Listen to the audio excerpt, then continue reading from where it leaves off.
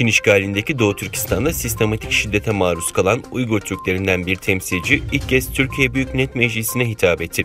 İYİ Parti grup toplantısında Akşener'in kürsüyü kendisine verdiği Doğu Türkistanlı Nursiman Gül Abdülreşit tüm ailesinin hapse atılmasının sebebinin kendisinin Türkiye'ye okumaya gelmesi olduğunu söyledi. Doğduğum topraklara faydalı bir evlat olmak için çok çalıştım. Bu uğurda Türkiye'ye geldim. Mezun oldum ve şu anda prestijli bir firmada çalışıyorum.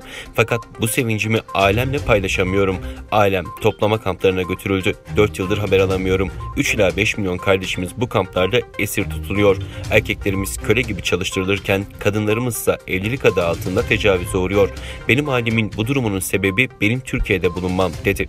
Nursiman Gül, Türk ve Müslüman dünyasına çağrıda bulunarak şunu sormadan edemiyorum. Dünya neyi bekliyor? Oradaki milyonlarca insanın ölmesini mi? Eğer bu suskunluk Doğu Türkistan'daki kardeşlerimin silinmesine sebep olursa ben nasıl insan hakları diye bir şeyin olduğuna nasıl inanırım? Nasıl inanırım ki Müslümanların ve Türklerin kardeş olduğuna? Lütfen elinizi yüreğinize koyun. Vicdanı olan, insan olan herkesin yapması gerekeni bir an evvel yapmanızı istiyorum. Bu zulme hep birlikte dur demenizi istiyorum. Ben sözümü söyledim. Şimdi insanlıktan cevap bekliyorum ifadelerini kullandı. Öte yandan Akşener'in kürsüyü Nursiman Gül Abdülreşit'e bırakması üzerine Türkiye Büyük Millet Meclisi TV canlı yayından çıkarak yayını kesti.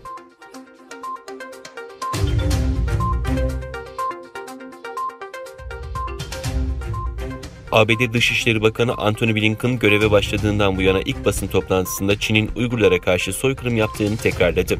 Bir önceki Dışişleri Bakanı Mike Pompeo, Biden'ın göreve gelmesinden bir gün önce Çin'in Sincan Uygur Özerk Bölgesi'nde soykırım ve insanlığa karşı suç işlediği sonucuna vardıklarını açıklamıştı. Diğer yandan Biden'ın ABD'nin Birleşmiş Milletler Daimi Temsilcisi adayı konuya ilişkin Senato'nun Dış İlişkiler Komitesi'ne yaptığı konuşmada soykırım kararı alınırken tüm prosedürlerin yerine getirildiğinden emin olmak için tekrar bir çalışma başlatıldığını söyledi.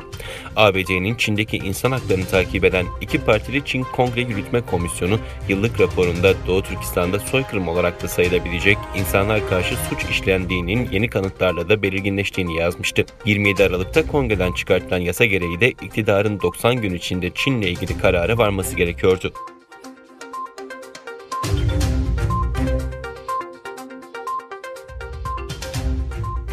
ABD koronavirüsün Çin'de ortaya çıkışının derinlemesine araştırılması gerektiğini savundu. Beyaz Saray sözcüsü, Çin'deki bazı kaynaklardan yanlış bilgiler yayıldığını gördük ve bu durum bizim için endişe kaynağıdır dedi.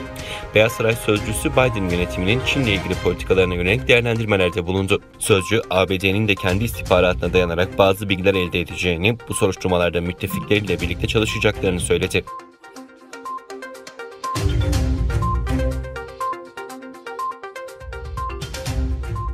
Merkezi ABD'de bulunan düşünce kuruluşu Information Technology hazırladığı raporda ABD ve Çin arasında büyük rekabetin yaşandığı yapay zeka alanında Çin'in aradaki açığı hızla kapatmasına karşın ABD'nin zirvedeki yerini koruduğunu söyledi. ABD, Çin ve AB'nin yapay zeka alanında elde ettiği raporda ülkeler belli ölçütler üzerinden puanlanıyor. Buna göre ABD 44,6 puanla ilk sırada yer alırken Çin 32 puanla ikinci, AB ise 23,3 puanla üçüncü oldu. 2019 verileri baz alınarak yapılan değerlendirmede Çin Ar-Ge harcamasında AB'yi geride bırakırken Amerikalı yazılım ve bilgisayar şirketleri 2019'da Çin ve AB'nin toplamından 3 kat fazla para harcadı.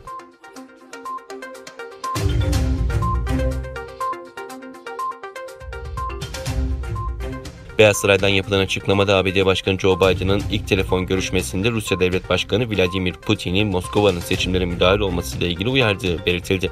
Açıklamaya göre iki liderin görüşmesinde Rusya'daki muhalif gösterilerle ABD-Rusya arasındaki nükleer silah anlaşmasının uzatılması da ele alındı.